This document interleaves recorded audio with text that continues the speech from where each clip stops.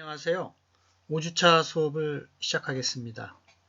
우리 공지하였듯이 항상 해당 주의 수업을 듣기 전에 공지사항을 반드시 확인을 하세요. 온라인 강의가 지금 5월 2일까지 또 연장이 되는 바람에 계속 비대면 강의로 진행하게 됨을 송구스럽게 생각을 합니다. 그래서 지난 4주차부터 4교시로 운행을 하고 있습니다. 여러분들이 강의 내용이 작다고 이제 의견을 내주셔서 혹시 또 의견이 또 좀 부족하다 그러면 이제 5교시, 6교시까지 확장 운영을 할 예정이니까 여러분들이 언제든 의견을 내주시면 반영을 그렇게 이제 하도록 이제 하겠습니다. 그래서 여러분들의 의견을 항상 이제 내주시기를 바라겠어요. 우리 이제 6장에서 이제 기존까지는 HTML 태그 이제 좀 살펴봤고, 저는 여러분들이 이제 실습을 다 해봤을 거라고 믿습니다. 그래서 6장부터는 우리 CSS를 좀 살펴볼게요. 이제 팀 버너스-리라는 사람이 여러분들 혹시 아실 거예요. 어떠한 인터넷이 이제 시작이 되면서 이걸 어디다가 쓸까라고 고민하던 차에 정보 공유를 위해서 획기적인 아이디어를 낸 사람인데, 그러면서 이제 HTML이라는 이제 태그 언어를 또 만들고 시작이 됐어요. 그러다가 이제 모바일, 이제 우리 스티브 잡스의 모바일이 이제 모바일 인터넷 활용의 어떤 계기가 되면서 모바일용으로 HTML을 사용을 하는데 너무 좀 이제 무거운 거예요. 그렇죠? 그래서 그러면 디자인과 정보의 요소를 분리해 보자. 그래서 이제 나온 게 이제 CSS예요. 그렇죠? 그래서 어떤 프로그램적인 요소를 CSS라는 이게 CSS가 캐스케이딩 스타일 시트거든요. 말 그대로 스타일을 지정을 하는 거예요. 이제 글꼴의 색깔, 색상, 배경색 뭐 이런 거. 그다음에 이제 태그마다 사용되는 속성을 다 지정을 할 수가 있어요. 그래서 통일된 어떤 디자인을 한 번만 정의를 해서 갖다 쓸 수 있게끔. 예전에는 이제 그때그때마다 다 정의를 해서 썼어야 되는데 속성을. 그래서 이제 모바일이 되면서 CSS 기능이 W3C에서 정의가 됐고, 지금은 이제 CSS3 버전까지 이제 사용이 되고 있습니다. 그래서 첫 시간으로는 우리 CSS를 정의하고 사용하는 방법, 이제 중요하기 때문에 여러분들이 이제 이해하시고, 2교시부터는 이제 선택자의 다양한 사용 방법을 이제 말씀을 드리겠습니다. 우리 이제 캐스케이딩 스타일 시트, 이제 캐스케이딩이라는 거 여러분 단어를 찾아보면 폭포 뭐 이런 뜻이 있어요. 단어의 뜻이. 이제 그 의미는 뭐냐면 한 번 적용하면 폭포처럼 쫙 전체 시작에 문서의 시작부터 끝까지 한 번에 적용할 수 있다. 뭐 이런 뜻이에요. 그래서 스타일은 이제 스타일을 정의하는 거고, 스타일이 해당되는 게 글꼴, 색상, 뭐 정렬, 배치 방법, 뭐 기타 등등 모든 디자인 요소를 다 적용할 수가 있어요. 그래서 쉽게 얘기하면 태그 언어에서 속성을 다 CSS로 정의할 수 있다. 이렇게 생각을 하시면 되겠어요. 그렇죠? 시트라고 하는 건 그거를 만든 종이다. 뭐 이렇게 뜻을 이제 이해하시면 되고. 그래서 이제 CSS3라는 개념, 그 말 안에 이제 모든 뜻이 다 담겨져 있는 거예요. 그렇죠? 그래서 CSS는 크게 세 가지로 구성이 돼요. 세 가지가 가장 중요합니다. 첫 번째로는 셀렉터, 선택자. 이게 이제 보통 태그가 되겠고. 그 다음에 이제 중괄호가 시작이 되고 끝이 나죠. 그 다음에 그 안에 적용해야 될 스타일을 다 적어주는 거예요. 그렇죠? 속성, 콜론, 그 다음에 속성값, 세미콜론, 속성, 그 다음에 콜론, 그 다음에 이제 속성값, 세미콜론. 여러 개 이제 지정 속성에 대해서 쭉 적어주면 되는 거고. 이렇게 생각하시면 돼요. 우리가 이제 CSS는 이제 컴파일러는 아니지만, 이제 우리가 중괄호로 쓸 때 자바나 C에서 뭐를 생각할 수가 있죠? if문이나 for문, 반복되는 문장 안에 이렇게 적죠? 그런 것처럼 CSS도 이제 선택자가 뭐뭐 하면, 그렇죠? 명령어예요. H1 선택자에 대해서 중괄호 안에 있는 놈을 다 적용해라. 이렇게 이해를 하시면 돼요. 여기서는 H1 태그에 대해서 모든 거를 색깔, 글씨색을 파란색, 크기를 12픽셀로 해라. 이런 얘기예요. 그 문장, 그 문서 HTML 문서 안에 들어가 있는 모든 H1에 대해서 다 적용이 됩니다. 그렇게 생각을 하시면 되겠어요. 그래서 요 세 개의 선택자, 속성, 속성값 잊어버리지 마세요. 특히 이제 2교시부터 선택자의 사용 방법이 다양하기 때문에 요거를 좀 이해를 하셔서 넘어갔으면 좋겠습니다. 그래서 이제 버전이 지금 3인데요. 초창기에는 뭐 간단한 거, 텍스트 정렬 방식, 단순한 글꼴, 뭐 여백인데, 이제 이 버전 2가 나오면서 여러 가지 또 이제 다양한 브라우저를 지원을 하고, 이제 여기서부터 이제 모든 HTML 태그에 대해서 적용할 수 있는 발판이 마련이 됐고, CSS3가 되면서 자바스크립트에서만 구현 가능했던 동적인 기능, 애니메이션까지 가능하게 됐어요. 그래서 지금은 이제 CSS3 버전이 이제 W3C에서 이제 권고안으로 사용이 되고 있습니다. 그래서 말씀드렸다시피 문서와 디자인을 분리한 게 획기적인 이제 아이디어였어요. 무거운 거를 가볍게 매번 태그 안에서 매번 지정해둔 속성을 한 번만 정의하고 동일하게 적용할 수 있게끔. 동일한 거는 이제 서로 다른 거는 이제 또 뭐 클래스나 아이디 방법을 써서 또 적용하는 방법이 있어요. 그래서 이제 어쨌든 모바일이 되면서 이게 나오긴 계기가 됐고, 어떤 동일한 웹사이트 문서인 경우는 CSS를 공유하게 되면 획일적인 동일한 홈페이지들이 한 번만에 만들어질 수가 있어요. 그래서 이제 그런 장점도 있고, 그 다음에 전송 및 로딩 시간이 단축했어요. 가벼워졌으니까. 그래서 CSS3가 상당히 중요한 역할을 지금도 하고 있다. 모바일에서. 지금도 이제 유선 홈페이지에서도 이제 인터넷 홈페이지에서도 다 CSS 방법을 써요. CSS는 말씀드렸다시피 선택자, 그 다음에 중괄호, 속성, 값. 예를 들면 밑에 있는 것처럼 P라는 태그의 색깔은 P라는 태그 안에 들어가 있는 거 색깔을 파란색으로 해라. 글씨 색깔. 배경색은 노란색으로 해라. 그렇죠? 오른쪽에 있는 것처럼 이걸 이제 여러 줄로 이제 작성할 수도 있어요. 한 줄에 작성할 수도 있고. 그러니까 안에 있는 속성과 속성값이 많으면 여러 줄에 작성하는 게 보기에 좋겠죠? 왼쪽에 있는 것처럼 몇 개 안 되면 이제 한 줄로 쓸 수도 있지만 두 가지 다 가능합니다.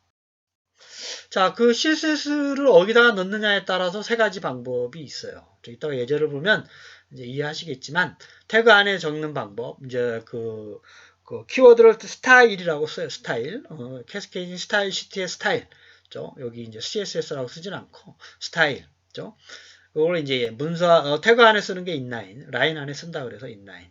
그 다음에 여러 개 있는 경우는 내부 문서 안에 이제 위에다가 스타일 태그를 써서 이제 정의하기도 하고, 이제 외부 문서로 만들 수도 있어요. 이런 경우는 .css 확장자를 붙여서 링크 타입으로 문서 안에서 불러오는 방법이에요. 외부 문서로 동일한 문서에 대해서 똑같이 적용할 디자인 요소를 CSS로 만들게 되면 각각의 HTML 문서 안에 링크 타입으로 요 외부 문서를 불러다가 쓰면 통일된 그리고 이제 일관된 웹 문서를 여러 개 동시에 한 번에 만들 수가 있어요. 그래서 요 세 가지 방법, 작성 방법을 기억을 해 두시기를 바라겠습니다. 그래서 예제를 한번 볼까요? 예제를 좀 보면 이제 예제 6-1 책에서도 나와 있죠. 이 문서를 우리가 보면 이제01_cs_style_external.css예요. 이제 파일 이름은 뭐 여러분들 편하게 지으시면 되고 영어로. 어쨌든 확장자가 .css라는 문서를 이렇게 만들었어요. p3라는 태그가 색깔이 그린색이고 그 글씨 색깔, 그 다음에 배경색은 노란색이에요. 노란색 바탕에 녹색 색깔을 써라 라고 하는 게 외부 스타일 시트로 정의를 해놨어요. 그러면 이제 이걸 만들어 놓고 문서를 그 다음에 이제 01css_apply.html 이게 이제 HTML 문서라고 생각을 하면 헤드 바디로 이루어져 있죠. 헤드 안에 이렇게 외부 스타일 시트를 불러서 우리 external.css를 이제 부르는 거예요. 이렇게 불러줘야 돼요. 외부 문서인 경우는. 그래서 링크라는 태그를 써서 링크 타입은 이렇게 그대로 써주는 거예요. 그죠? 텍스트, CSS, 스타일 시트인데 하이퍼 레퍼런스는 이제 요 문서 이름을 여기다 적어주시면 돼요. 그죠? 그 다음에 내부 스타일 시트는 스타일로 시작해서 스타일로 끝나요. 이걸 헤드 태그 안에 적어줘요, 보통. 그래서 요거는 이제 피트라는 태그는 색깔은 블루다 이렇게 쓰시는 거고. 그 다음에 바디 태그 안에 인라인 태그로 이렇게 쓸 수도 있는 거죠. P1 스타일은 컬러 레드죠. 이렇게 인라인 시트 적용. 이렇게 할 수가 있는 거예요. 그래서 이제 그 바디 문서를 보면 P1의 스타일은 빨간색이죠. 레드니까. 그래서 레드 색깔이 나오는 거예요. 색깔은 레드죠. 그 다음에 그 피드, P2에 대해서는 거기 보면 이제 P1은 이제 인라인이고 P2는 이제 스타일의 내부 시트에 정의가 되어 있죠. 요거는 컬러가 블루죠. 컬러가 블루. 그 다음에 P3 태그는 이제 외부에서 정의가 되어 있잖아요. P3가 위에서 보면. 그래서 P3는 그린 색깔, 옐로우 바탕에 그린 색깔이 이제 오른쪽가 있는 것처럼 이제 그 출력이 되는 거예요. 그래서 P1, P2, P3. 만약에 이제 P1, P2, P3에 대해서 내부, 외부, 그 다음에 인라인이 이제 동시에 있는 경우는 어떻게 되느냐? 그게 좀 복잡하게 돼 있죠? 그걸 한번 살펴볼게요.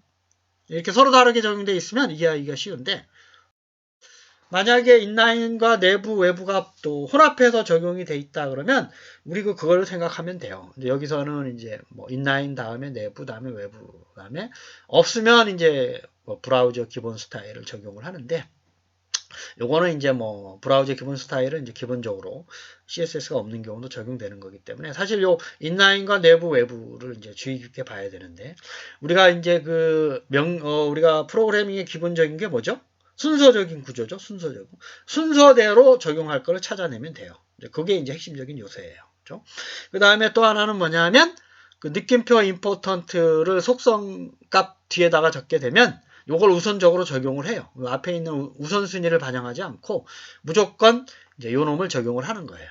느낌표 임포턴트라고 되어 있는 속성을 반드시 우선순위와 무관하게 적용이 된다라는 거, 그걸 한번 이제 기억을 해 두시고, 지금 예제를 한번 보시면 이해를 하실 건데, 우리 첫 번째 예제를 볼까요? 우리가 그 외부 문서로 override.css를 p 태그에다 적용을 해놨어요.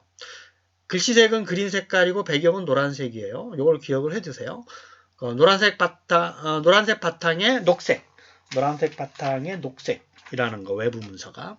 근데 이제 그 HTML 문서 안에 여기 보면 처음에 링크 타입으로 외부 문서를 불러왔어요. 자, 그러면 일단 얘는 어떻게 해석을 하냐 하면 외부 문서의 p 태그는 노란 바탕에 그린색이로구나 이렇게 알고 있어요. 이 시점에서. 그 다음 줄을 보면 스타일. 내부 스타일 시트가 또 적용이 됐구나. 근데 P라는 태그가 똑같이 돼 있어요. 외부 문서랑. 이런 경우 이제 뭘 적용하느냐 이거죠. 위에 컬러는 그린, 그 다음에 밑에는 컬러는 블루라고 돼 있기 때문에. 자, 그러면 앞에서는 그린이라고 해놨는데 여기 와서 블루예요. 자, 그러면 블루로 바꿔요. 그렇죠? 외부 태그로 적용하는 게 아니라. 자, 세 번째 줄에 보면 또 컬러를 옐로우예요. 글씨 색깔을 옐로우로 바꿔요. 또 바꾸라고 했으니까. 자, 그 다음에 P를 컬러로 레드로 바꿔요. 그러면 레드로 바꾸는구나. 그러면 여기까지 보면 얘가 최종적으로 노란색 바탕에 빨간색으로 하라는 거로구나. 라고 이제 인지를 하는 거예요. 그 내부 스타일 거치고 난 다음에. 그 다음에 해석이 끝나고 바디로 와요. 그럼 P 태그를 만나면 최종적으로 노란 색깔의 빨간 글씨가 채택이 되는 거예요. 아시겠죠?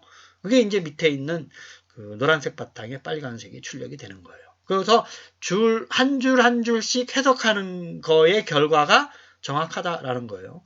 사실은 요거는 이제 복잡하긴 하지만 이렇게 쓰진 않죠. 하지만 이제 이렇게 동일한 P 태그에 대해서 외부에도 적용하고 내부에도 적용하고 이러진 않아요. 하지만 이제 그 이해를 위해서 P 태그가 여러 개 써져 있는데 여기도 정의가 되어 있고 저희가 정의도 되어 있는 경우는 우리 HTML 문서 안에 있는 거를 순서대로 해석을 하시면 된다는 거예요. 그죠? 이걸 잊지 마세요. 그다음에 두 번째 거 볼까요? 이제 두 번째 거는 자 봐요. 해석을 해볼까요? 이미 이제 외부 문서에는 노란색 바탕에 그린 색깔이 되어 있다 그랬죠? 그걸 잊어버리지 마세요. 자, 그럼 헤드에 와서 P의 컬러가 블루예요. 그러면 이제 그 노란색 바탕에 그린이 아니라 노란색 바탕에 파란색? 오케이, 알았어. 자, 그 다음에 두 번째 또 옐로우네. 그럼 노란색 바탕에 옐로우. 그 다음에 노란색 바탕에 레드예요.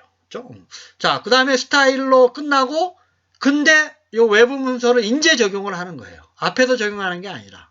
인제 적용을 하기 때문에 인제 바꿔요. 뭘로 바꾸죠? 노란색 바탕에 그린색으로 다시 바꿔요. 물론 위에서 노란색 바탕에 레드까지 왔지만 이제 노란색 바탕에 레드가 아니라 노란색 바탕에 그린이 되는 거예요. 녹색. 요 링크 타입을 뒤에 추가했기 때문에. 그죠? 그래서 바디에서 출력되는 게 결국은 노란색 바탕에 그린이 되는 거예요. 그죠? 아시겠죠? 그래서 순서대로 해석을 해야 된다. 라고 하는 걸 잊지 마세요.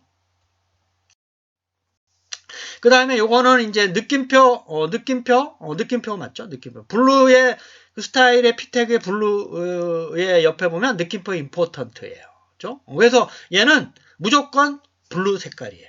그죠? 그래서 컬러를 블루로 이제 만드는 거예요. 링크 타입이 위에 왔든 앞에 왔든 무조건 노란색 바탕에 블루 색깔이 이제 이렇게 적용이 되는 겁니다. 그죠? 좀 복잡하긴 하지만 어쨌든 여러분들의 그 프로그래밍 방법의 기본적인 원칙을 HTML과 CSS에는 전혀 위배되지가 않아요. 그죠? 순서대로 여기서는 인터프리터를 해요. 해석을. 그죠? 그래서 그 앞에 있는 우선순위에 대한 거를 이제 이해를 하셔도 되고, 안 그러면, 순서대로 적용을 하는구나? 라고 하는 거를 기본적으로 잊어버리지 마시고, 반드시 요거는 실습을 좀 해보시기를 당부드리겠습니다.